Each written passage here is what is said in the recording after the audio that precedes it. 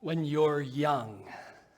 There's nothing quite as powerful as a note from mom. I was in elementary school, and the school I was going to had uniforms. And the night before, I had been running out to our barn, and I was feeding our dog. And on the way back, I had slipped, and I was still wearing my school uniform. And I fell, and a piece of rebar had gone into my leg, hit the bone, and so I ended up in the hospital. Funny, that pair of pants was such a quality pair of pants that it didn't even rip. So there was my leg was torn apart, and the pant was fully intact. In any case, the next day I went to school sporting the trendy track pant because it meant that there wasn't sort of like a rough pant against that wound that, again, I was in the hospital, they repaired it, they stitched it up, and all the rest of it. And so the principal, though, saw me strolling down the hall, sporting my track pants, and he called me aside, and he said, "John, you're not in uniform." And I said, "Hold on, sir. A note," right? And he opened it and said, "Oh, okay. I do believe that principal even called my mom and said, the note, he needs to wear his uniform pants." And she said, "He's wounded." No, read the note. In high school, computers were still a fairly new thing, but we were at the place where we had to turn work in through computer. And I had one of those moments where it was, just finishing up my assignment, ready to go to bed.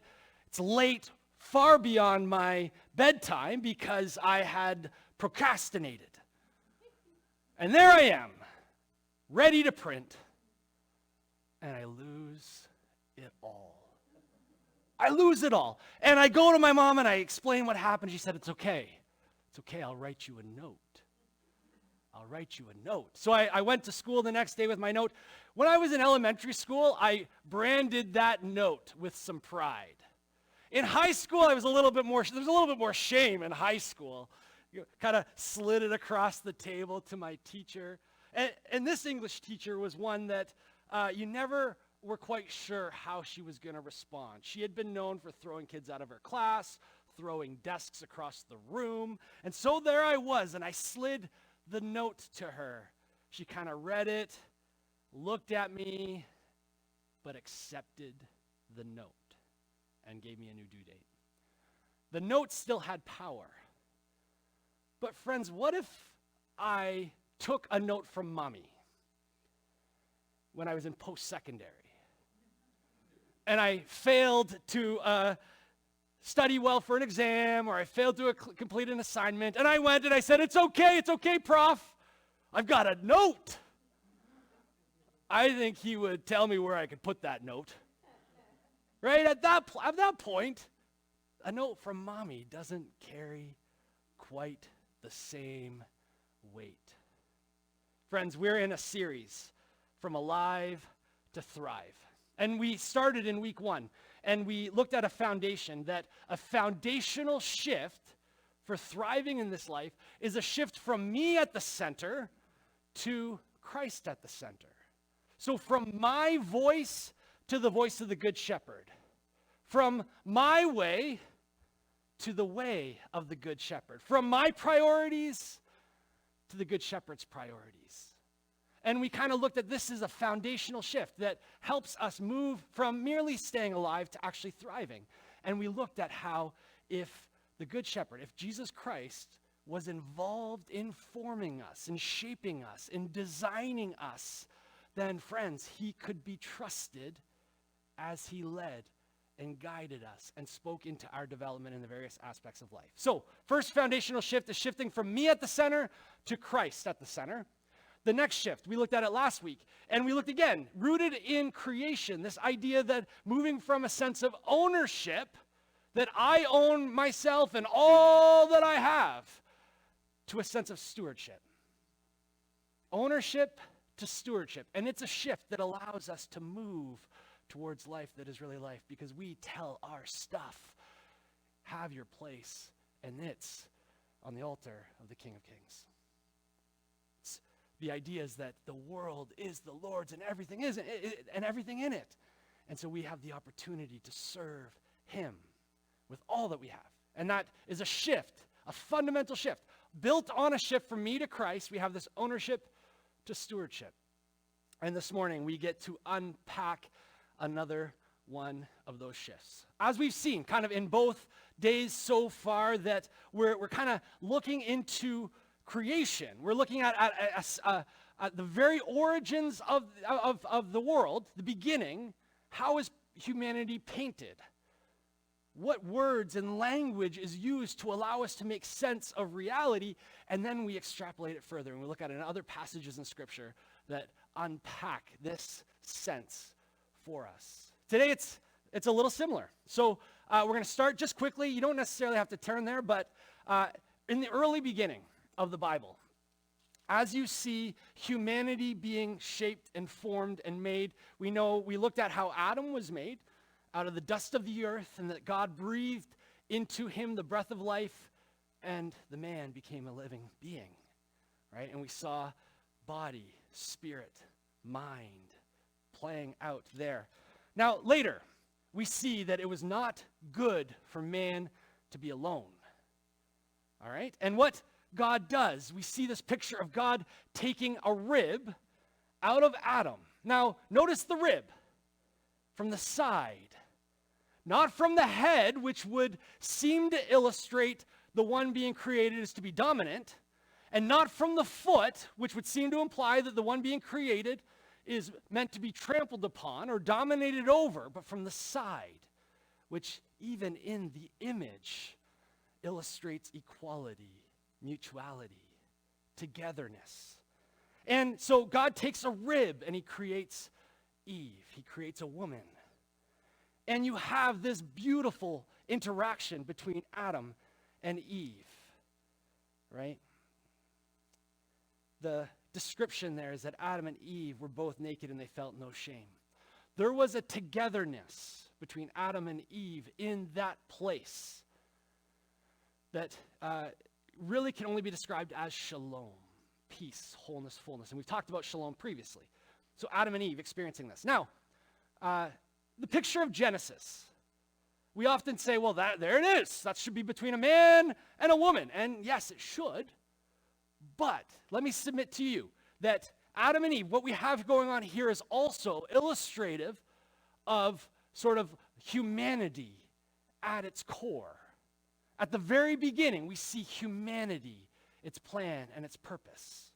And so at the beginning, we see that humanity, the two humans as pictured as being created, had shalom, peace. There was an equality between them. And it was only after the rebellion, only after Adam and Eve sinned, that you see this dissonance in their relationship, that you see one clamoring over the other. Down in chapter 3 of verse 16. And it says, your desire will be for your husband and he will rule over you. Just this picture that there would be domination, there would be kind of a clamoring to be above. It's an interesting picture that again grounds it. And oftentimes we just say, well, that's just man and woman, isn't it? But does it not also describe the picture so often among humanity, where we clamor to dominate, to be above, to rank ourselves against, and try to say, what about me? What about me? But we know that life isn't like God designed it to be, right? Despite me loving all of you, and even you online, I love you too, despite that, there's still some tension at times. Some of you may be saying, what's John wearing, that jean jacket? Doesn't even know he's preaching, right? Some of you may be feeling that tension. Thank you, Mark. There's still maybe some tension. Maybe there's still some uncertainty. And that's a light example, but you know that sometimes things can happen between people that cause rifts. We know it. We also know that sometimes we struggle to find our place in a group or in a community, right? If you think about if you're a student and you're in school, this may not be an external dialogue, but oftentimes you think, where do I rank? among my peers in this class? How does my grade do? Oh, what did you get on your test? Well, I got a little higher than that. Right? And we try to get a sense of who we are in relation to all others. And at times, we may even find that we will posture. We will push people down in order to boost ourselves up. We will stand on their backs, climb up on their shoulders, and push them down so that we can feel better about ourselves. And friends, it's been that way since the very beginning, where we were created to experience peace, shalom, wholeness. We have rebellion. And in that rebellion, we use other people for our own purposes. And in doing that, there is a dehumanization that takes place. There's a dehumanization that takes place. Friends, it was no different in Jesus' day. If you have your Bibles, I want to encourage you to turn to Matthew chapter 20. Matthew chapter 20, and let me just read these verses 20 into 28. Matthew 20 says, "Then the mother of Zebedee's sons came to Jesus with her sons, and kneeling down, asked a favor of him. 'What is it you want?' he asked. She said, 'Grant that one of these two sons of mine may sit at your right and the other at your left in your kingdom.' 'You don't know what you're asking,' Jesus said to them. 'Can you drink the cup I am going to drink?' 'We can,' they answered. Jesus said to them, 'You will indeed drink from my cup, but to sit at my right and left is not for me to grant. These places belong to those for whom they have been prepared by my Father.' When the 10 heard this, they were indignant with the two brothers. Jesus called them all together, and he said, 'You know that the rulers of the Gentiles lord it over them, and their high officials exercise authority over them. Not so with you. Instead, whoever wants to become great among you must be your servant, and whoever wants to be first must be your slave. Just as the Son of Man did not come to be served, but to serve and to give his life as a ransom for many.'" So here's the scene. We have Jesus and the disciples, and they're making their way to Jerusalem, and Jesus has just finished predicting his death. And it's not the first time, or the third time. He's letting them know there's stuff that's coming down the pipe. I'm walking this path. And what do we have? Well, in this scene, a mother comes bringing a note. "Jesus, here's my sons, James and John. They followed you from the beginning. You know their heart. You know they're good people. They're so faithful. They're so loyal. Even on my birthday, they were with you. Can't you just grant, in your kingdom, when you rise to power and everyone knows that you're king, let them sit on your right and your left?" She's asking, would my boys be able to have position, prestige, and power in your kingdom? It shows she's fundamentally missing the point of what Jesus came to do. And so she makes her request, and do you notice Jesus actually doesn't really respond to her. He says, "You don't know what you're asking." But Jesus said to them. It's almost like she comes, kneels before Jesus. Her sons are kind of in behind. And in response, instead of answering her, Jesus turns to them and almost says, "Come on, guys. Really? A note from your mom? Really?" And he says, "Can you drink the cup I'm going to drink? I'm going through it. You really think you can come with me? You really want to be my closest compadres?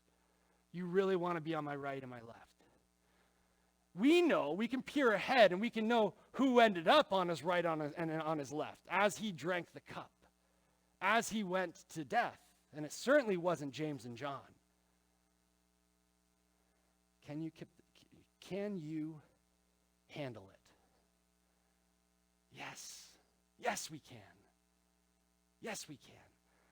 In that affirmation, they're saying, come what may, we're with you. There's you see it oftentimes in politics, but maybe you can see it in, the workplace, maybe even in some churches. Let me just tell you here, it's not going to work. But in some churches where you hitch your wagon to someone who is either at the top or on their way to the top, and then you ride their coattails. I have a friend he lives in Texas, and he's actually transferred his life. He used to work in a church. He doesn't work in a church anymore. He was a youth minister. He now works in politics, and he has worked on a few different campaigns. But, he's in that campaign, and his hope is that if the person gets elected, that maybe, just maybe, there will be room for him to have a different job within the government. He's hitched his wagon to this candidate, and he's going to ride with them. In essence, that's kind of what you see here. They think Jesus is coming on the back of a stallion to conquer Rome, to come in and wipe out the oppressors, to take power. And they're saying, when you do that, we're with you. When you do that, let us be in positions of prestige right there with you, because, hey, Jesus, we were with you at the beginning. We've been with you all the way through. Hitch yourselves to power, ride the ascension. It's interesting. You compare, again, this idea of ranking, this idea of holding power, this idea of seeing yourselves as opposed to others. And the only reason you'd ask for something like that is that you can have a one-up on your friends. If you're like, yeah, I'm in Jesus' right hand. How about you? Hey, Judas, where are you? Right? Like to boost yourself up, puff yourself out. And that's why you see in verse 24, when the 10 heard about this, they were indignant with the two brothers. Now, please note, they didn't get angry because they were pure of heart. They were upset that they got there first. Right? They were jealous. Wait a minute, what if Jesus says yes? I should have asked. We've been there just as long as you guys. We've been just as faithful as you guys. We missed our mom's birthday too. By the way, happy birthday, Mom. It is my mom's birthday today. Maybe that's why it's come up. But yeah, happy birthday. We missed our mom's birthday too so that we could follow you. They were angry. They were upset.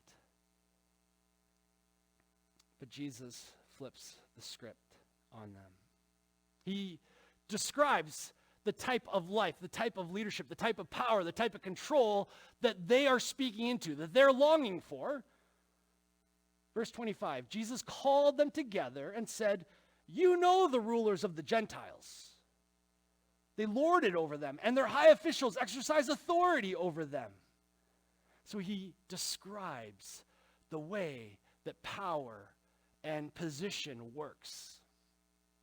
And then he shifts and he says, but not so with you. Not so with you.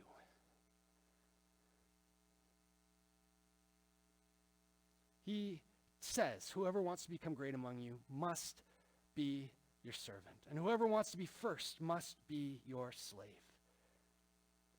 In some respects, he's not just giving us a pathway to, a more noble pathway to power. Right? Sometimes we wonder about that. If I go the way of Jesus, I still get what I've always wanted, right? It's just less dark and sinister. Instead of clamoring over people, I find myself with all the rights and privileges of power, but I did it the right way. Jesus is actually flipping the script and saying, that desire to find yourself over people is rooted in something other than the design of God. right? Because the design of God is that there's a mutuality, there's an equality, there's a respect, there's a shalom, there's a fullness, there's a peace. And it's only because of rebellion and brokenness that we try to clamor over each other to find our place in the world. When we root our identity firmly in who Christ is and who Christ says we are, friends, we don't need our standing based on those around us, because our standing is rooted in Jesus. And so Jesus, again, he flips that script. Not so with you. In essence, even the desire for greatness corrupts the service by which we may get there. So some of you may say, yep, John, I can be at the church and I can serve, and yep, I will give my time, and yep, I will give my energy, and hey, Pastor, have you seen how much I gave this month financially? Because in a roundabout way, doing all this good stuff ends up maybe doing it out of the wrong reasons. And maybe the motivation is actually corrupted, and it actually corrupts all the good things that are done. If we're simply striving to move ahead of everybody else, it's rooted in something that God didn't design us with. It's rooted in brokenness as opposed to wholeness. So that's where Jesus says, not so with you. Friends, we try to eliminate that desire to dominate. We eliminate that desire to control. We eliminate that desire to always be first, to always have to win. And can we just say, Jesus isn't saying this because he doesn't know what he's talking about. Do you see where he actually roots his call to his disciples? In verse 28.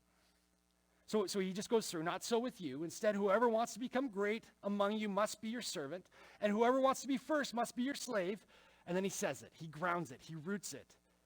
In verse 28, just as the Son of Man did not come to be served, but to serve, and to give his life as a ransom for many. So the world looks like this. They clamor for prestige. When they have a little bit of power, they lord it over people, and that's out of the brokenness. Not so with you. Whoever wants to be great among you must be least. Whoever wants to be first must be your slave. And then he says, because this is why I came. I didn't come to be served, but to serve. I didn't come to, live this grand life. I actually came to die so that others may live. Friends, as we move through this series of From Alive to Thrive, maybe you've caught it. It's a shift from being selfish to being a servant. From being selfish to being servant. It's a shift from me first to you first. A shift from selfish to being a servant. A shift from me to a focus on you. Remember at the beginning, we were made for equality. We were made for mutuality, and that in rebellion, that's where we climb and clamor and push others down.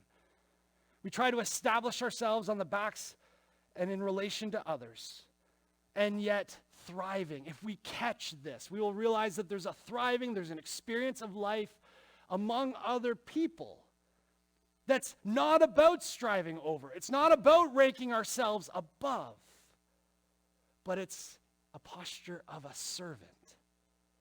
And it says, in my God-given humanity, in the love that I have simply because God loved me, I see the value in you and I honor it. Again, it's not saying me first, I'm going to clamor over it, saying you. And I see that you were made in the image of God. I value, I honor it. How can I serve you? It's a radically different posture. Again, in the world, we can't see this anywhere else because around us is a posture of, I gotta find my roots, I gotta find me, I gotta rise above. Not so with you, because of me and what I came to do. So we shift from being selfish to be a servant. We shift from a focus on me to a focus on you. And then if we were to follow this story and continue to read, the drama picks up. The pace of the story continues. And from Jesus saying to James and John, your mom brought a note. Can you really walk the path that I'm about to walk? We see him walk that path. They go into Jerusalem amidst the shouts and cheers. And this is where James and John may be elbowing each other, saying, see, he's going to be crowned king.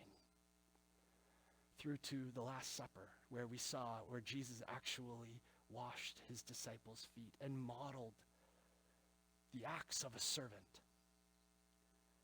On the heels again of crowds gathering and singing his praises, he takes the role of a servant. And usually a slave girl, which was the lowest on the totem pole. That was usually the role of slave girls, was to wash the feet. And Jesus moves into that position to give this physical representation of what he's talking about for his disciples. Nothing's below you. There's no job too little. You gotta love. What does love demand of you? It's going to take us to places. It took the disciples, most of them, when Jesus said, can you drink the cup that I'm about to drink? Many of the disciples died for their faith in Christ. They died for their pursuit of the kingdom. They died for their love of the other. And so you think of, what does love demand? How are each of us called to humble ourselves to be a servant? Rather than, again, rooting our position in power and control, rank, position, we simply say, I honor humanity in you. I honor the image of God in you. You are valuable. You matter. My kids remind me of this all the time. It's easy for me to forget this lesson.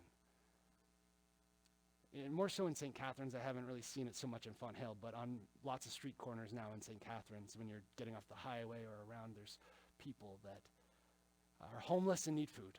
That's what the sign says anyways. And my kids will regularly say, well, what can we do, Dad? They could come to our house for dinner. Dad, we have a couch. They could sleep in our house, right? Like, and this heartbeat. And I'm still broken because I look at the clock and I'm like, we got a place to go there, little man. We can't stop right now. There have been occasions where there's been some beauty, but so often my kids show me how far I still have to go with some of this. But they remind me that even this person on the street corner holding the sign with grime under their nails and their hair all ragged is an image bearer of God. And what does love demand of us? Friends, when we actually start to see this, I think we're going to find our hearts crack a little bit, and we're going to find life that is really life a little bit more. Some of the most amazing moments that I've had are when there's unexplained, reckless generosity. And it's connecting with someone on a deep level that isn't about clamoring over. It's about actually moving under, but in moving under, it's meeting them in the midst of their pain and in the midst of where they are. It's saying, I'm not over you. I want to serve you. I want to honor you as an image bearer of God. And so, friends, some of this, it's important to try to think through and see ourselves as called by God to serve others. This is part of this moving from thriving, just simply being alive, to thriving, is that we see ourselves as called to serve. It becomes part of the central identity. We shift from being selfish to being a servant, from a focus on me to a focus on you. And then it's about actually getting to know the people that we're looking to serve. It's about actually giving some time, listening, actually hearing, what is the woundedness? How can I serve? All too often, we serve in ways that we think are best. And in doing so, we're trampling their humanity. Right? If we serve simply in how we are, but when you get to know someone and you actually listen, you hear, how can I serve them in a way that honors them? How can I serve them in love? We learn then, as you get to know them, our hearts soften and we get to care for each other a little bit more deeply. You care for the one that you serve as you give time and attention, as you lower yourself and humble yourself and say, man, you actually start to see them a little bit more different, right? You do, because you start to care for them. Your heart changes. It goes from being hard to softening a little bit. And then you get to the place where you're actually willing to sacrifice your own convenience, your own stuff for the sake of the other. That's when you're living. That's when you're living. Friends, I honestly think that in our time of polarized ideology, of people that you almost can't make a comment online with people jumping down your throat, what if we moved to postures of loving a little bit more? What if the church, those who claim to follow Jesus, would start to see the other as one to be served, not one to dominate with argumentation or with a viewpoint or with a more valid point? But we say, man, you represent God and I want to serve you. It would start to soften some of the discourse out there. It would start to soften some of the lines that have been drawn. And we'd actually see Jesus emerge a little bit more.